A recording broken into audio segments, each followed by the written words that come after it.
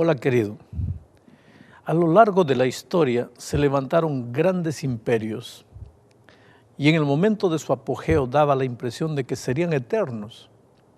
En estos momentos, por ejemplo, los Estados Unidos se convirtieron en la superpotencia del mundo. Sin embargo, al revisar las profecías vemos que las naciones pueden crecer mucho, pero infelizmente también pueden caer. Daniel 5 registra la caída de la Gran Babilonia. En el capítulo 2, Daniel le había dicho a Nabucodonosor que otros 3 poderes mundiales se levantarían después de su reino. El capítulo 5 registra el cumplimiento de la primera parte de esta profecía. Persia reemplazó a Babilonia. Hasta 1861, los críticos de la Biblia decían que todo era mentira por causa de las primeras palabras del capítulo. El texto dice: el rey Belsasar hizo un gran banquete a 1000 de sus príncipes y en presencia de los 1000 bebía vino. Aquí se menciona al rey Belsasar como el rey de Babilonia, pero las fuentes antiguas que se disponían en la época afirmaban que Nabonido había sido el último gobernante de Babilonia. Entonces, ¿quién era ese tal Belsasar que Daniel mencionaba? El nombre Belsasar no aparecía en ningún documento antiguo. Los críticos sostenían que, por lo tanto, Belsasar era una invención del autor bíblico. Sin embargo, los excavadores encontraron en 1861 la primera tablilla cuneiforme con el nombre Belsasar. En 1882, los epigrafistas tradujeron las crónicas de Nabonido, en las que se afirmaba que Nabonido vivió por muchos años en Tema, a unos 800 kilómetros al sur de Babilonia, mientras que su hijo Belsasar permaneció en Babilonia. Desde entonces han salido a luz otros textos que confirman que Belsasar gobernó Babilonia durante la ausencia de su padre, que estaba de vacaciones en otra ciudad. Cuando Ciro marchó contra Babilonia el año 539 a.C., Nabonido le hizo frente con sus fuerzas en Opis para evitar que cruzara el río. Los babilonios, sin embargo, sufrieron una derrota catastrófica y los persas fueron hasta Sipar en el río Éufrates. Ciro capturó la ciudad el 10 de octubre del año 539 a.C.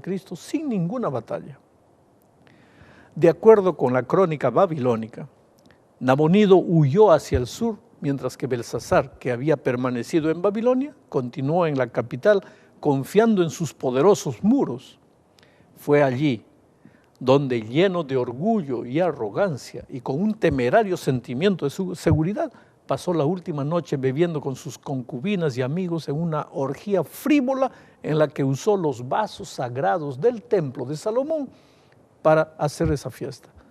Daniel debe haber conocido a Nabonido, pero no lo menciona por nombre, porque Nabonido no tomó parte de los eventos del capítulo 5. En 6 ocasiones se le llama en este capítulo a Nabucodonosor padre de Belsasar, y una vez se dice que Belsasar es hijo de Nabucodonosor. Pero de acuerdo con las fuentes antiguas, el padre de Belsasar no era Nabucodonosor, sino Nabonido.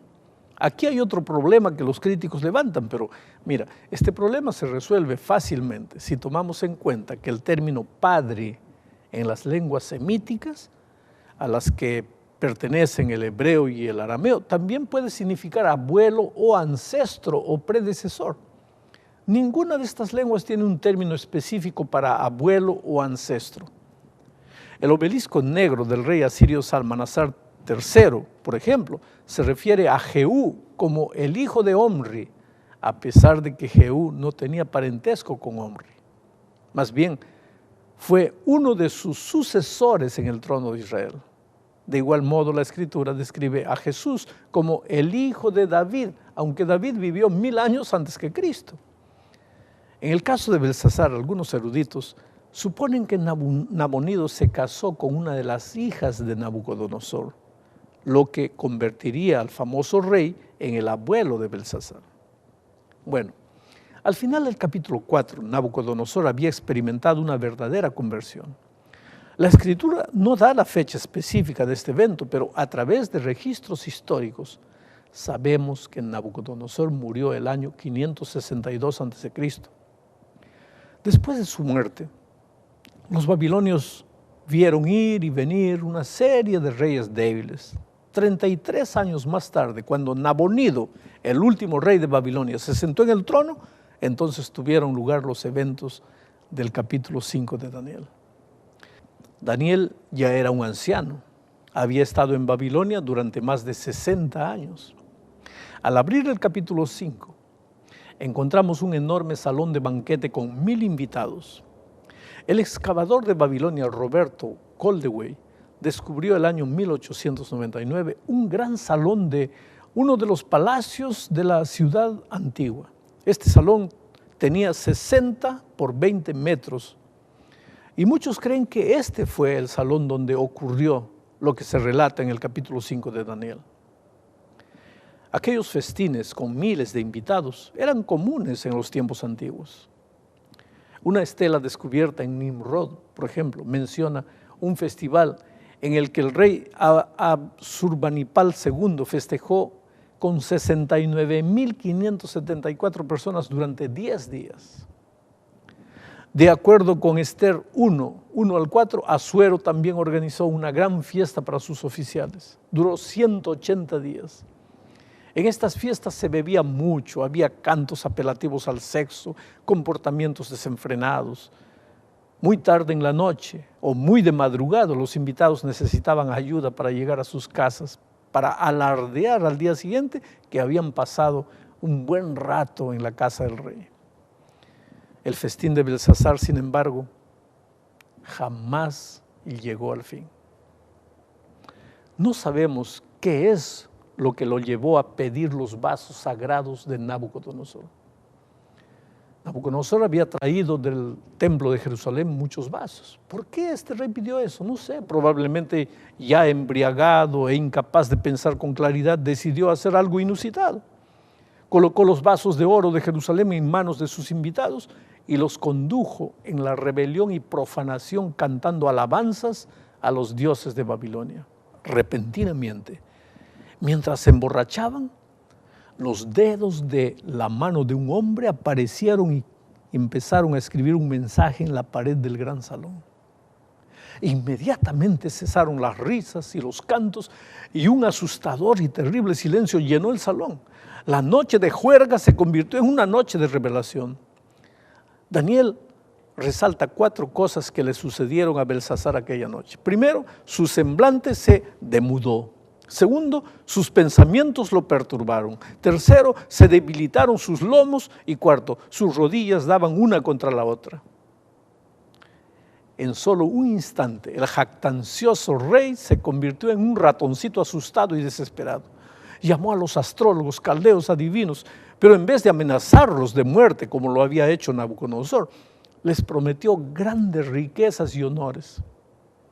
A pesar de la oferta, sus consejeros estaban desconcertados y no fueron capaces de descifrar la escritura en la pared. Esto solo incrementó el terror de Belsasar. Era la tercera vez que los sabios de Babilonia fallaban y una vez más el camino estaba abierto para que Daniel demostrara la superioridad de los seguidores de Dios. En ese momento, una reina entró al salón del banquete. La escritura no la identifica, pero no era esposa de Belsasar, puesto que sus esposas y concubinas ya estaban en el banquete. Debe haber sido la reina madre. Muchos estudiosos creen que era esta mujer Nicotris, hija de Nabucodonosor, esposa de Nabonido y madre de Belsasar. En contraste con Belsasar, que estaba lleno de terror, la reina madre permaneció serena. Le aconsejó a su hijo que se tranquilizara y recordara que Daniel poseía el espíritu de los dioses santos y que aún estaba vivo. Llámese pues ahora a Daniel, le aconsejó. Al describir las excepcionales habilidades de Daniel, la mujer usó las mismas palabras que su padre Nabucodonosor había empleado. Cuando apareció Daniel, el rey pareció no reconocer al primer ministro. ¿Eres tú aquel Daniel?, le preguntó. Habían pasado más de 20 años después de la muerte de Nabucodonosor. tiempo en el que probablemente Daniel se había retirado del servicio público. Ahora Belsasar le estaba ofreciendo el tercer puesto de mando en el reino. ¿Por qué el tercero? Porque el primero era de su padre Nabonido, que estaba en otra ciudad, y el segundo era de él. Entonces para Daniel solo quedaba el tercero. Cuando Daniel respondió, lo primero que hizo fue rechazar la oferta del rey.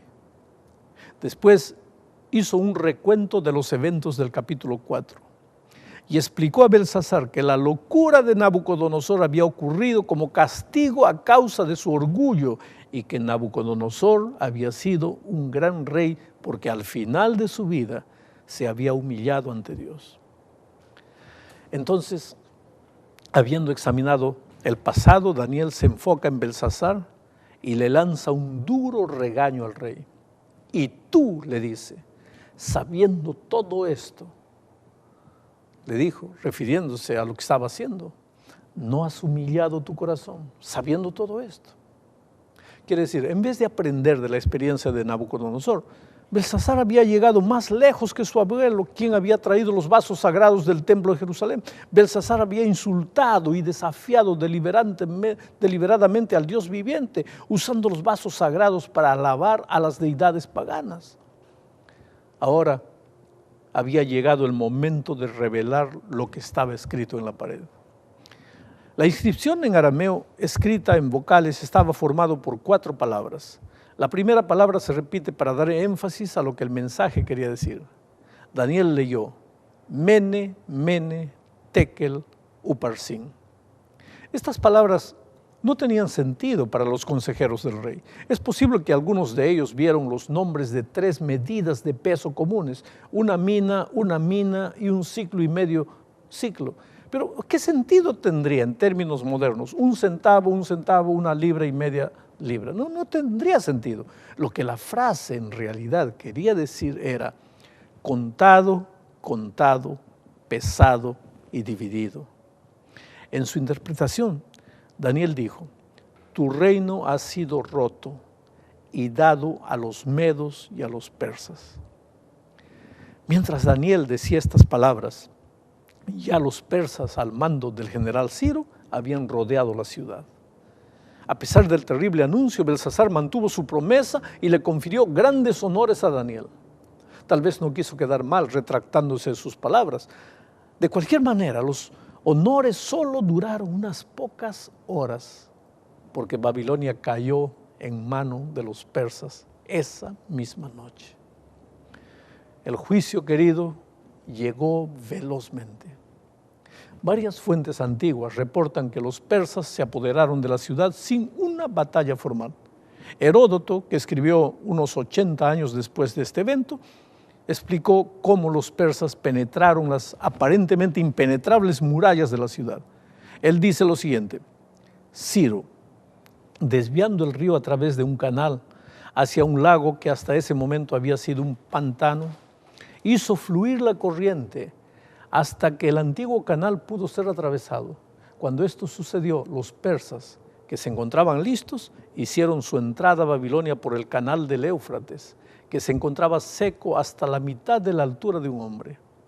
Ahora, si los babilonios hubieran conocido o sabido de antemano lo que Ciro estaba planeando, hubieran permitido a los persas entrar a la ciudad y luego los hubieran destruido miserablemente, porque entonces habrían cerrado todas las puertas que daban al río.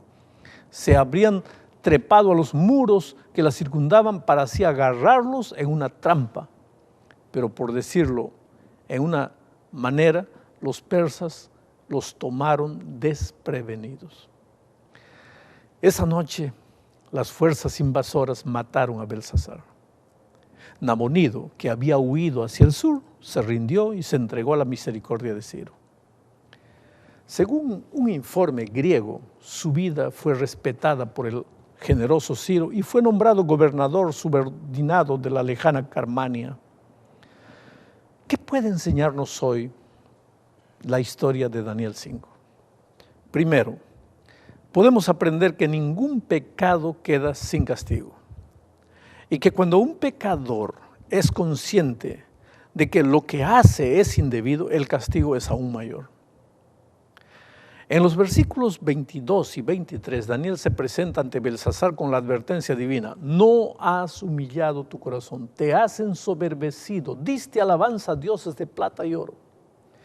Como si fuese una ametralladora, Daniel usa repetidamente las palabras tú y tus 14 veces en apenas 2 versículos. Quiere decir, Belsasar se había negado a aprender de la experiencia de Nabucodonosor y obtuvo como resultado un juicio público en presencia de su familia y sus amigos. Segundo consejo, vemos que Dios es sumamente serio cuando se trata de las cosas sagradas. Belsasar había profanado impíamente los vasos sagrados del templo de Jerusalén y al final de la noche ya estaba muerto. Esto nos recuerda los trágicos resultados inmediatos de la irreverencia con las cosas sagradas. Usa, por ejemplo, extendió su mano para sostener el arca y cayó muerto. Nadab y Abiú pusieron fuego no santificado en el incenciario y el Señor los hirió. El rey Usías usurpó el lugar del sacerdote ungido e instantáneamente se volvió leproso. Querido, con Dios no se juega. Lo que Él ha declarado santo, como el sábado o el diezmo, debe ser tratado con reverencia y cuidado. La palabra de Dios es santa y por ello deberíamos reverenciarla con todo respeto.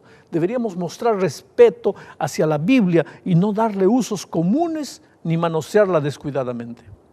Nunca, nunca debería ser citada la Escritura en broma ni parafraseada para decir una liviandad. Las expresiones comunes, tus días están contados y la Escritura está en la pared, son legados modernos de Daniel 5, que sirven para recordarnos que el juicio sigue al pecado como la noche sigue al día.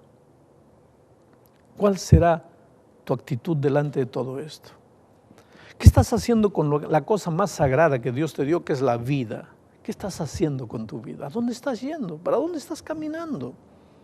Oh, querido, el propósito de estudiar la Biblia no es solo colocar conocimiento teórico en la cabeza. Si tú no estás dispuesto a cambiar de vida, el conocimiento teórico no te vale de nada. Por eso la Biblia dice, hoy es el día de buena nueva.